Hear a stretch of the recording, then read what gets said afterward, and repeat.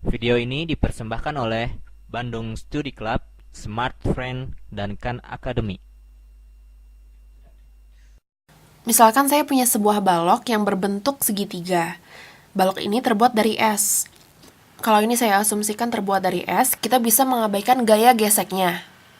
Jadi balok segitiga ini terbuat dari es, kemudian sudutnya sebesar 30 derajat. Misalkan di balok segitiga ini ada balok lagi, tapi bentuknya persegi ya. Jadi balok persegi ini juga terbuat dari es. Warnanya sama-sama transparan, mengkilat, ya namanya juga es kali ya. Kemudian balok persegi ini punya masanya 10 kg. Nah, yang ingin saya lakukan adalah memikirkan apa yang akan terjadi pada balok es ini. Nah, sekarang kita lihat dulu nih, kira-kira gaya apa aja sih yang bekerja pada balok ini. Jadi ada gaya gravitasi yang arahnya ke bawah, kemudian gaya gravitasinya ini nilainya berapa? Gaya gravitasi sama dengan massa dikali gaya gravitasi. Ini kita asumsikan benda berada di dekat permukaan bumi. Jadinya 98 Newton ya, karena gaya gravitasinya 9,8, massanya 10 kg. Jadi gaya gravitasinya sama dengan 10 kg dikali 9,8 meter per detik kuadrat. Arahnya ke bawah gaya gravitasi ini. Nah, kilogram meter per detik kuadrat itu sama dengan satuan Newton. Jangan lupa ya, jadi yang kita dapatkan gaya gravitasinya adalah 98 Newton dengan arah ke bawah. Sebenarnya dalam penulisan vektor kita harus menuliskan dia positif atau negatif gitu ya. Tapi karena ini kita tuliskan dengan positif dan harusnya arahnya itu negatif, kita tuliskan aja dengan gamblang arahnya ke bawah. Jadi nilai dari gaya gravitasi ini adalah 10 dikali 9,8, hasilnya 98 Newton dengan arah ke bawah. Sekarang kita akan menggambarkan gaya gravitasi yang sejajar dan tegak lurus dengan alas balok. Maksudnya tegak lurus atau sejajar dengan kemiringan balok segitiga. Vektor yang berwarna merah ini adalah vektor yang tegak lurus dengan kemiringannya. Dan kita sudah mengetahui dari video sebelumnya bahwa sudut yang di sini nilainya sama dengan 30 derajat karena sama dengan sudut yang ada di sebelah kiri bawah ini. Nah, ini bisa kita gunakan untuk mencari nilai dari garis merah ini. Jadi vektor merah ini atau Fg pada sumbu Y yang tegak lurus dengan kemiringan dari segitiga bisa kita tentukan nilainya. Nah, kita juga bisa menentukan vektor dari yang berwarna kuning ini. Nah, yang warna kuning ini dia paralel dengan garis kemiringan dari segitiga, balok segitiga gitu. Nah ya, jadi dengan sudut 30 derajat dan nilai 98 Newton, kita bisa menentukan berapa nilai dari vektor merah dan berapa vektor kuning. Jangan lupa bahwa vektor merah ini adalah gaya gravitasi yang tegak lurus dengan kemiringan balok segitiga. Nilainya adalah 98 kosinus 30 derajat.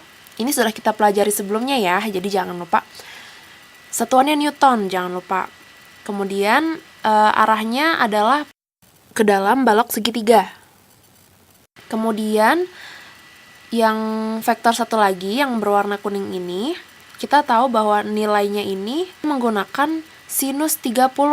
Bisa kita tuliskan 98 sinus 30 derajat. Sinus 30 derajat dengan satuannya Newton. Jangan lupa ya, kalau kita punya sebuah sudut dan ada garis demi, garis depannya dan garis miringnya, kita bisa menemukan nilai dari sinus 30 derajat. Kosinus 30 nilainya akar dari 3 dibagi 2, kemudian sin 30 ini nilainya adalah setengah. Nah, dari sini kita bisa mencari nilai dari panjang Fg tegak lurus dan panjang Fg sejajar.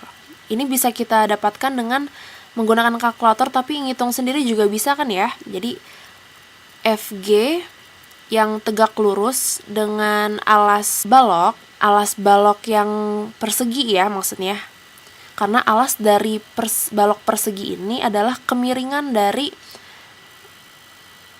balok segitiga. Nah, hasilnya adalah 49 akar 3 Newton. Arahnya tegak lurus dengan kemiringan balok segitiga. Mungkin supaya kalian gak bingung, saya tuliskan dulu kali ya. Jadi gaya gravitasi yang tegak lurus ini sama dengan 49 akar 3 Newton. Dengan arahnya menuju balok segitiga. Jadi dia tegak lurus dengan permukaan dari kemiringan balok segitiga. Arahnya ke dalam gitu ya. Nah, jangan lupa kalau ini adalah vektor, makanya saya menuliskan arahnya.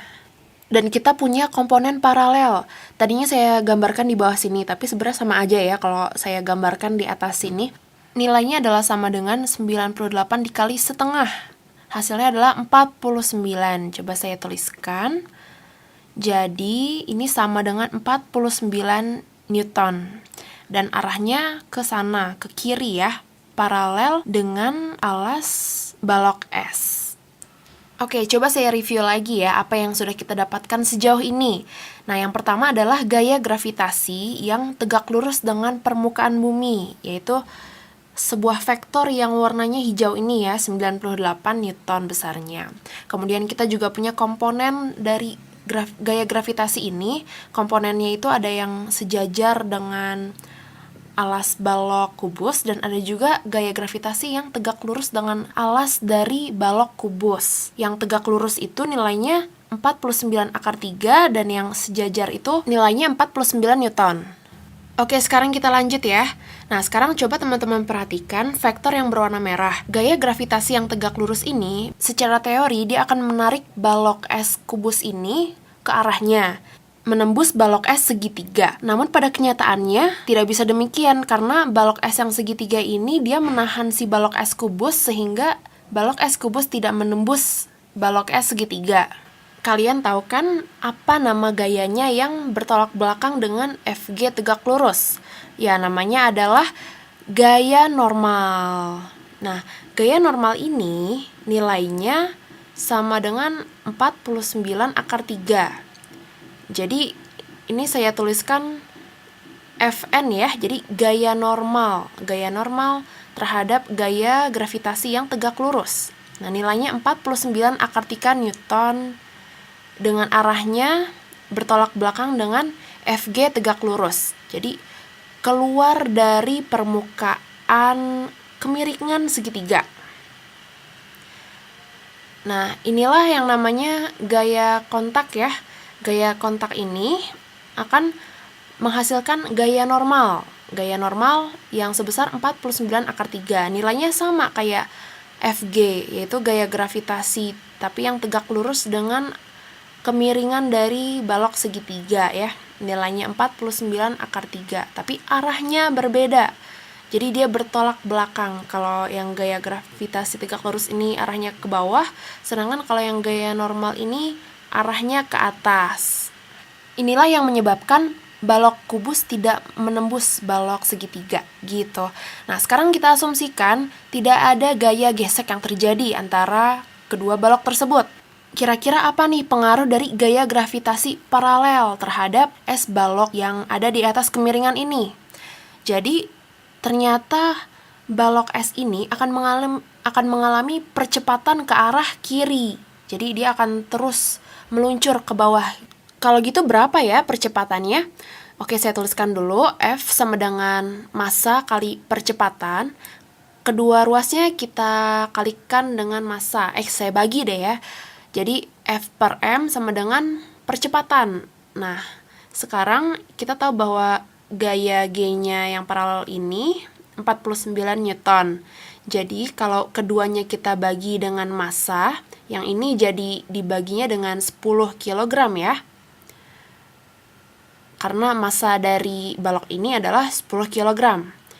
Ini akan mendapatkan percepatan. Jadi percepatannya adalah 49 Newton dibagi 10 kg ke arah bawah. Nih, ke arah kiri ini. Nilainya adalah 4 Newton per kilogram. Nah, tapi kalau Newton per kilogram itu satuannya kok aneh ya? Coba kita tulis deh. Jadi percepatannya sama dengan 4,9 meter per detik kuadrat. Karena kilogramnya ini sudah kita coret ya. Karena Newton itu ada elemen kilogramnya gitu. Jadi kilogram yang atas dan kilogram yang bawah kita coret. Dan ini arahnya ke bawah, paralel dengan alas dari balok kubus. Oke, untuk video kali ini penjelasannya cukup sekian aja. Tapi kalian masih penasaran kan, pada suatu kondisi ada aja benda itu dia bisa diam di atas kemiringan. Kok bisa kayak gitu ya? Nah, itu yang akan saya bahas di video selanjutnya. Sekian dulu untuk video kali ini. Video ini dipersembahkan oleh Bandung Studi Club, Smart Friend, dan Khan Academy.